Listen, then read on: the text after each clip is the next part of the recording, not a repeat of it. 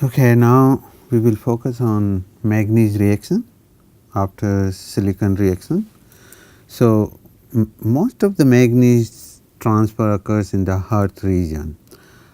However, the higher oxide get reduced to MnO in the ore by the time it comes to the Bose region. But transfer of manganese mostly it occurs in the earth region. A little bit it can occur in the dropping zone when it comes in contact with liquid ion, but not really that much. So, in the earth region this is given as manganese oxide plus carbon, which is there in dissolved form in the ion, give to manganese and CO. The free energy of this reaction is given in this, and the equilibrium constant of the reaction is given in this form. And this K, the rate constant for this equation can be expressed in this term, and in weight percentage form, usually activity of carbon, if it is saturated with the ion is saturated with the carbon, then activity of carbon can be taken as 1. So, and this one converting into the weight percentage, it can be written in this form. So, where gamma MnO is the activity coefficient of manganese, and sometimes this is also known as the fugacity. Value of these can be calculated at various temperatures which are available in various references. So, I am not going too much into the detail of this. This is a part of a physical chemistry, or I hope you might have studied a little bit about reaction kinetic parts in steel making, or a separate course. So, I will not be talking much about this, and I assume you know how these quantities are defined and how to calculate them. This reaction also, manganese reaction is strongly influenced by silicon in the metal and SiO2 in the slag. So, which is again expressed as Mn plus half SiO2, so MnO plus half Si. Though silicon does not reduce that much by this reaction, that we will see later. So, the reaction constant for this is given by this equation, and in terms of this is really nothing like the basicity of this. So, sometimes this one is defined as percentage of CO plus percentage of manganese by percentage of SiO2. So, this is nothing like a basicity of the slag. So, there is a relation experimentally it is found that this constant can be represented using this relation also. So, once you substitute these values or the basicity, you can get the value of K. So, it is found that the reverse reaction is favored under blast furnace conditions, which means silicon is not reduced directly from the slag. So, that is a sort of a reverse reaction is favored in blast furnace condition. In steel making it could be different. Manganese pickup is favored by high temperature, basic slag and high silicon content in the metal. So, these are the three conditions which favor the manganese pickup in the hot metal. based on that we have an example here. Find out the ratio of manganese percentage in iron and MnO percentage in slag in a blast furnace slag at 1423 degrees Celsius. Consider the activity coefficient of MnO at 3.21. Pressure of gas near the raceway is about 2 atmosphere. So, as we know the manganese transfers occurs in this way in the hearth region, which forms the CO bubbles, and this CO bubble, if we neglect the hydrostatic pressure of the slag, so pressure in that one can be assumed whatever pressure is prevailing in near the raceway region. So PCO can be assumed in like a 2 atmosphere, and using this equation we can easily calculate the percentage. So this is which is reproduced here, and what we need the equilibrium constant, and this equilibrium constant is given by this equation as mentioned before. T is the temperature, which is always of course in degree Kelvin. So, converting that into degree Kelvin and substituting the values, so essentially what we get it equilibrium constant value is 2.32, and now we got this. So, we can substitute this over here.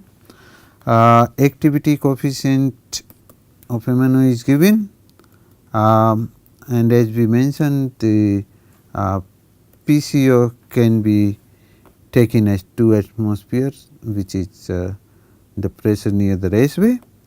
So, substituting all these value, that gives the ratio is about 0.039 or 0.04. So, once you have this percentage, so that can give you the manganese percentage, sorry, this is actually Mn.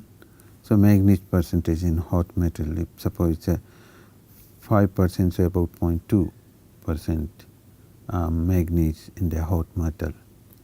So, this is sort of an example by which one can calculate the weight percent of manganese in the hot metal giving the various conditions.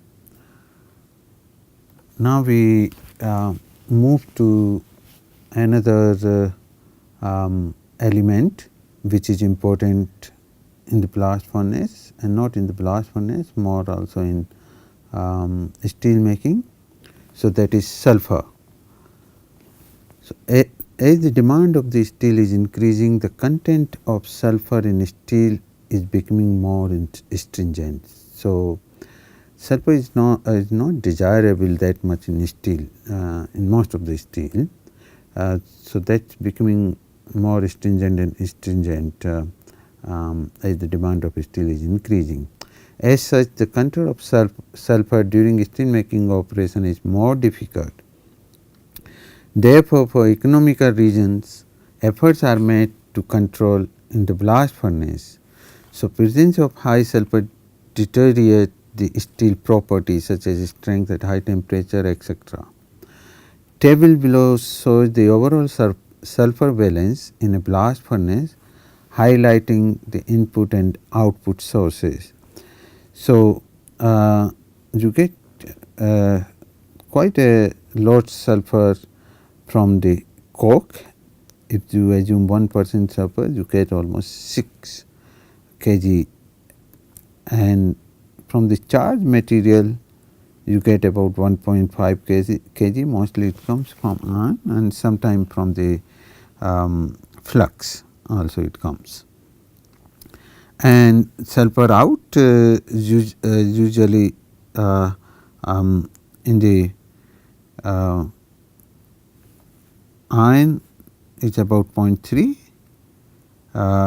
and flue dust goes as SO2 0.37, but most of the sulfur goes with the slag, so 6.82. So 91% with the slag and about 4% with the iron, and 5% goes into flue gases. So this is a typical sulfur valence in the blast furnace. So you can see most of the sulfur is absorbed by the slag, but some amount of sulfur goes into iron. And as we had mentioned, sulfur is not desirable in steel making that much, and it is difficult also to remove sulfur, though one can do the desulfurization action to remove the sulfur to very low level in steel making, but that is not that much economical.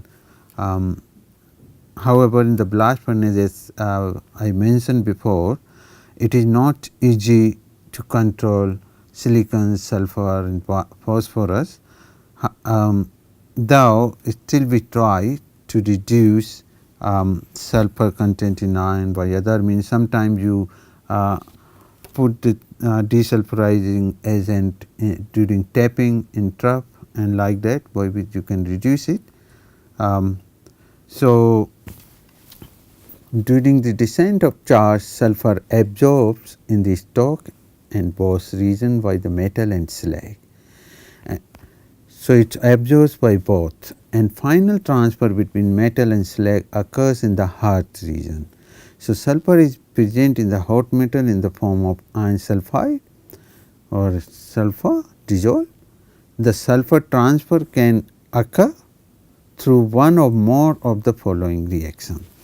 So these are the few reactions by which the sulfur transfer can occur. So if some sulfur associated with iron, that in the upper zone of the blast furnace, it can go in the form of gas, or it can convert it to elemental sulfur gas, which can combine with iron, and quite a bit sulfur also comes from fluxes.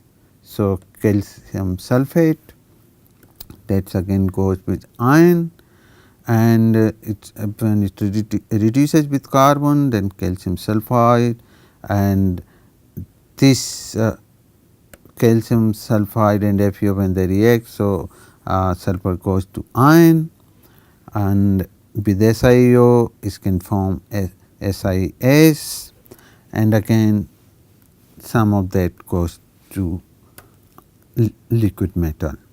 So you can see liquid metal is picking up. These are mostly the reaction which occurs in the boss region, and sulfur pickup can occur by liquid metal in a good quantity.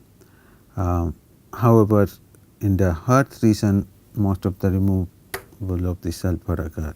So sulfur removal from metal to slag occurs by reverse reaction, as we had seen this.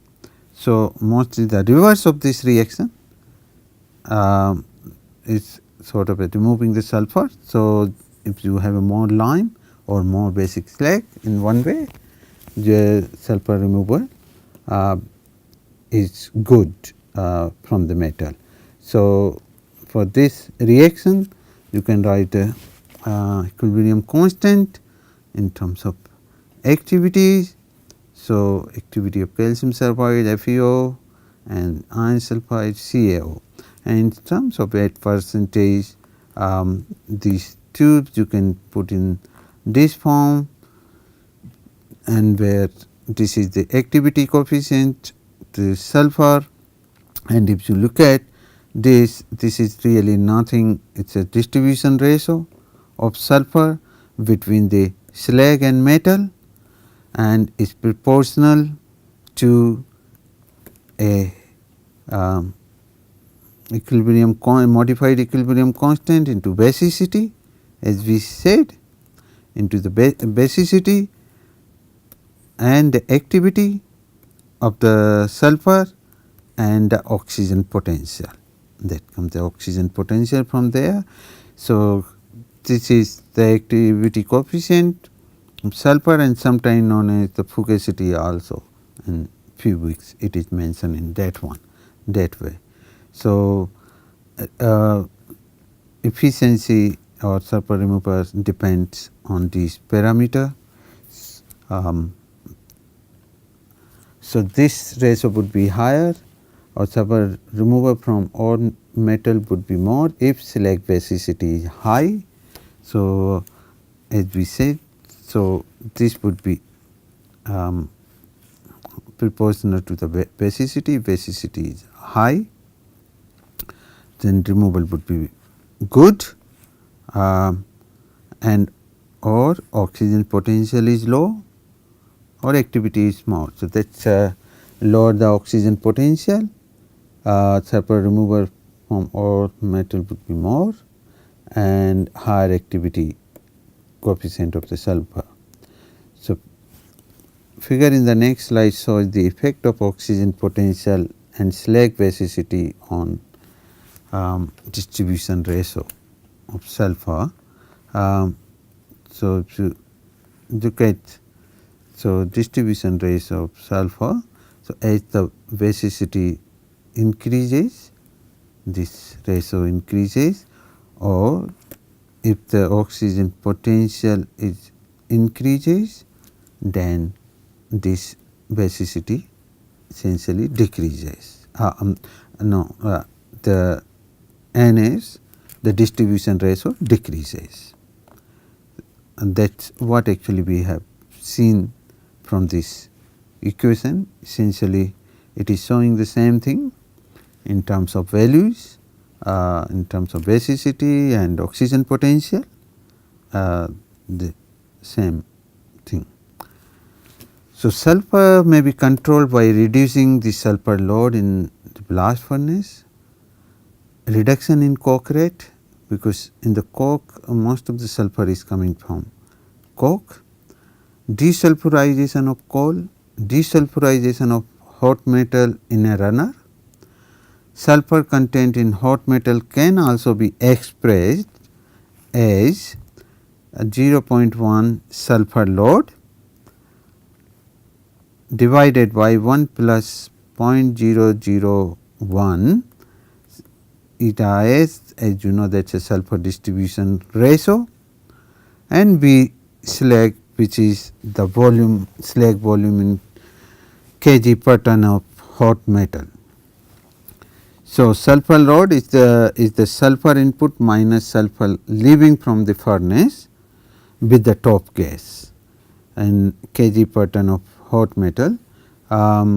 So, these are easy to measure in the industry, as you have seen in this one. We know what is the input and what is the output. This can be easily measured in the flue gases. So, that is called the sulfur load, and we know slag volume, of course, we can know easily when the blast furnace is working, and distribution ratio. So, this percentage of sulfur or sulfur content in the hot metal can be calculated. This is useful in the industry because these parameter can easily be available. So, however, as we said, the equation 9, we said about this equation. This equation can be written in various form. One of the form is this, and if you put it in an ionic form, the same equation is represented in this form.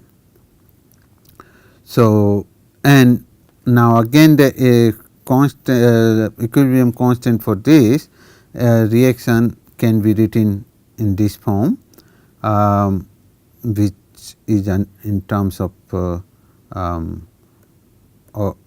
oxygen percentage in weight percentage. Now, why we are writing this one, sometimes it is useful because it is good to define one parameter. So, the ability of a liquid slag to absorb sulphide is known as sulphide capacity of that slag and is expressed as in this form. So, this is a definition of the sulphide capacity which is which was proposed by Richardson in 1953, and it is a very good parameter for to know how much capacity of slag or slag has the capacity to absorb the sulphide. So, that is how it is known as sulphide capacity, and this essentially can be put in this form when we are writing this equation in ionic form that fits well with this. So, really if you look at this, so this is nothing is gas. So, that gets square root of PO2 and PH2. So, that to the power half and the percentage of sulfur silicon which is coming in this one. So, with the help of this equation you can represent also in the form of this equilibrium constant, the sulphide capacity. So, it is a measure of slag capacity, how efficient it can remove the sulphur. It is quite useful in the industry. So, we will have one example based on this. So, the chemistry of sulphur in the liquid iron slag system is important because in iron and steel making, slags are used to remove sulphur for metal. So, sometimes you put you make the slags like that in iron or especially in steel making, that it can absorb more sulphur. So, it can remove. So, slags are used to remove sulphur from metals. So, express the sulphur distribution ratio which we have seen before as a function of the sulphide capacity and the oxygen activity. So, express the sulphur distribution ratio as a function of sulphide capacity and the oxygen activity for the following ion making condition. So, these are given. So, oxygen gas to dissolve it or going to the iron as a FeO. So, the equilibrium constant for the reaction is given for this. Similarly, for the sulphur, the equilibrium constant is given for these. So, these two are the parameters which are given. So, based on these information, we have to calculate the sulphur distribution ratio as a function of sulphide capacity and oxygen potential. As we have seen this, I think if we use these equation, these two, we can express the distribution ratio in terms of sulphide capacity, and let us see how we will do it. So, and these are other parameters which are giving. Temperature is about 1550 degree Celsius, composition of carbon 4.5, silicon 0.3, manganese 0.4, phosphorus 0.1 and sulphur is 0.03. That is the composition of the metal which is given. And the interaction coefficient for the different element are as follows: sulphur carbon, sulphur silicon, sulphur manganese, sulphur phosphorus and sulphur sulphur. So, these are the interaction coefficient which can be used to find out the activity coefficient or fugacity. So, sulphide capacity is defined in this form. So, now with the help of these 2-3 reactions, so we know from the first reaction that if you look at this, so from this reaction AO half O2, it is your K. So, AO half so square root of PO2. So, this gives PO2 equal to A naught divided by K1. Similarly, we can do for sulfur. So, activity of sulfur square root of sulfur or half pH2. So, that is a equilibrium constant. So, this activity in terms of weight percentage, if then you put it, so to multiply with the fugacity or activity coefficient, and which now we can write the pH2 in this form, the same way as we did for this. Now, for sulphide capacity we know it is expressed in this form. So, PO2 we have already got it, pH2 we got in this. So, now so sulphide capacity this we can now put this value over here, and if we rearrange it. So, this percentage of SU, percentage of this, so slag, metal, A naught, Fs and K2, K1. So, this comes into this form. So, really our question is find out the distribution ratio, express the sulfur distribution ratio as a function of sulphide capacity and oxygen potential.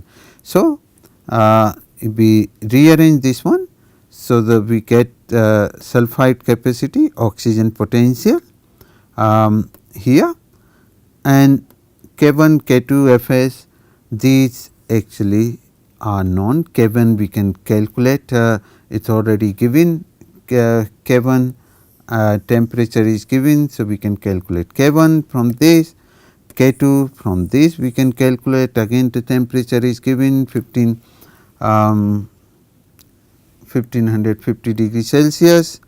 So, so if we put those values, so K1 because in terms of log, so essentially K1 comes to 3307 and K2 is 440. Now, in order to get the fugacity, this is the relation for the fugacity. This again, as I said, you should be aware of it. If you have gone through those reaction, physicochemical reaction of iron steel making, then this would be known to you. So, log Fs, the fugacity is given by this, because these are the composition which are mentioned in the question. So, we have to take those composition, and these are the interaction coefficient, and these interaction coefficient are given to us, and even the composition of the hot metal is given. So, if we put those values, for example, the interaction coefficient sulfur to sulfur is minus 0.028 and sulfur composition of hot metal is 0.03. So, we put that values, first one come to this, similarly other values we can put it, and once we put that, and this is a log Fs. So, Fs we calculate, it comes to 3.32. So, once you put now we got the fugacity, we got the equilibrium constant value, we substitute into this, we can get the distribution ratio in terms of sulphide capacity and the oxygen potential. So, which is 25 Ca divided by A naught. So, I hope you understood this question.